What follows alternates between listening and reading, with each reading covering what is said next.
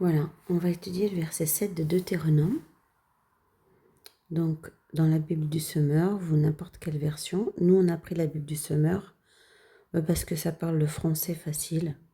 Et puis, elle est un joli reflet du cœur de Dieu, je trouve. Donc, Deutéronome, c'est un livre de l'Ancien Testament, pour ceux qui ne sont pas au courant. Voilà, vous referez d'autres vidéos, et puis on ne va pas parler de ça maintenant. Donc, on était dans le chapitre 8, au verset 7. On avait fait l'étude des versets précédemment dans une autre vidéo. On va faire seulement le verset 7, 8, 9. On va s'arrêter au 10. Le reste, on fera dans une autre vidéo. Car l'Éternel, ton Dieu, va te faire entrer dans un bon pays.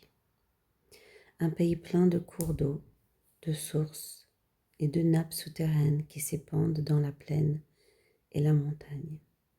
C'est un pays où pousse le froment et l'orge, la vigne, les figuiers et les grenadiers.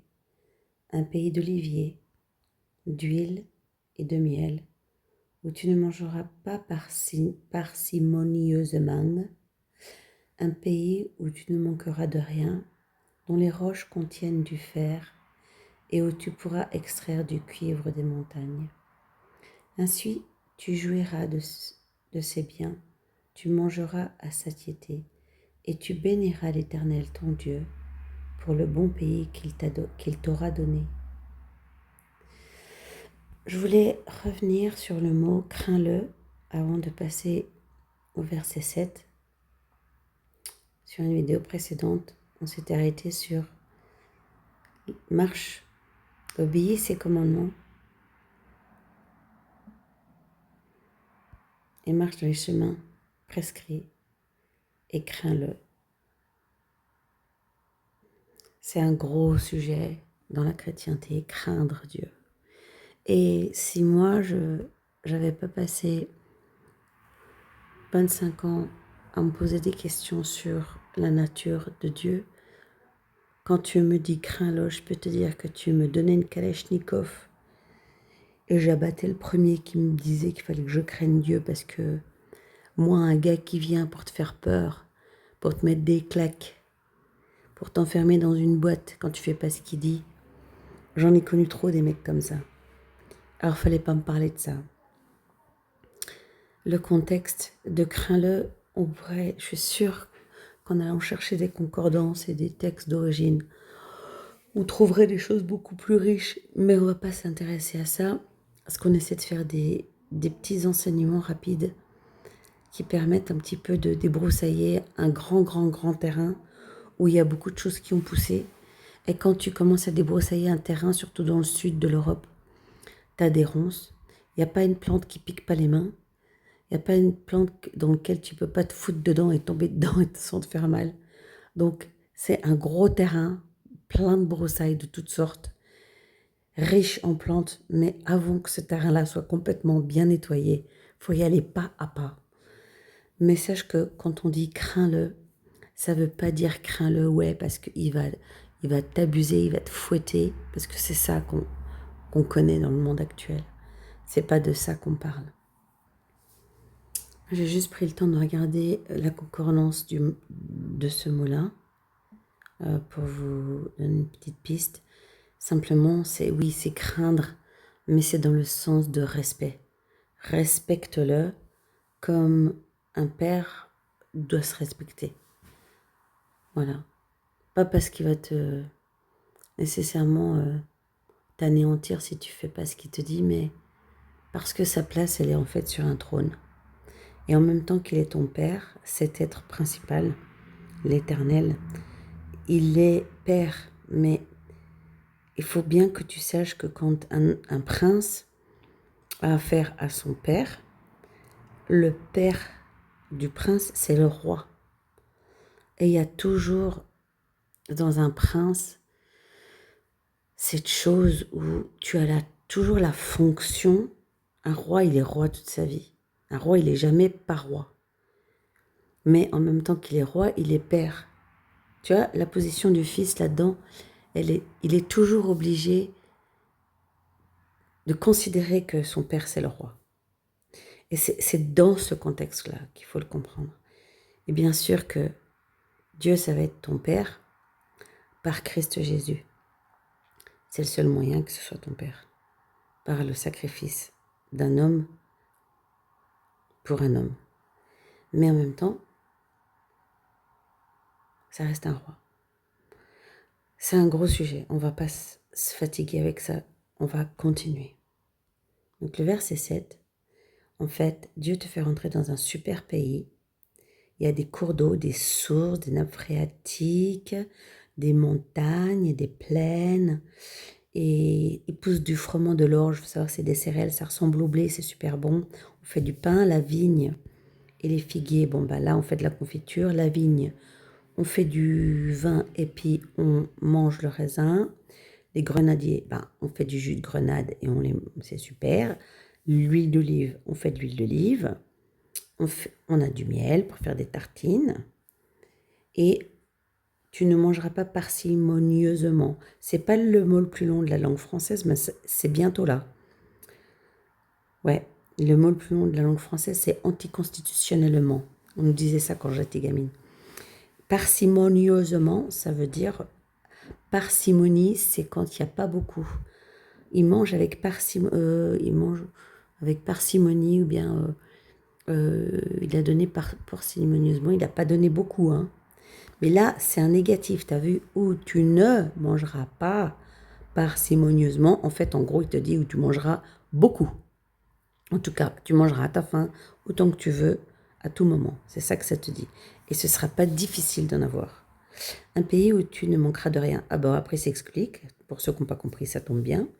Dont les roches contiennent du fer. Bon, bah ça, c'est cool parce que du fer et du cuivre, ça veut dire qu'il y a de l'industrie, ça veut dire que tu deviendras riche. Parce qu'avec du fer, tu fais des outils, des armes. Avec le cuivre, tu fais encore plein d'outils. Et c'est une grosse valeur.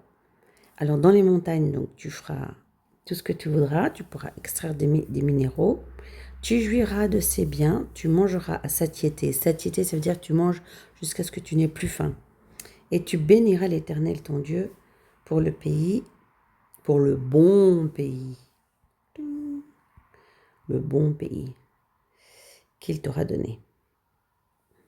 J'ai envie de continuer donc sur l'œuvre de Christ et de mettre ensemble l'Ancien Testament avec le Nouveau Testament. Bon, comme j'ai déjà dit, il y a plusieurs couches à l'oignon, donc voici une des couches.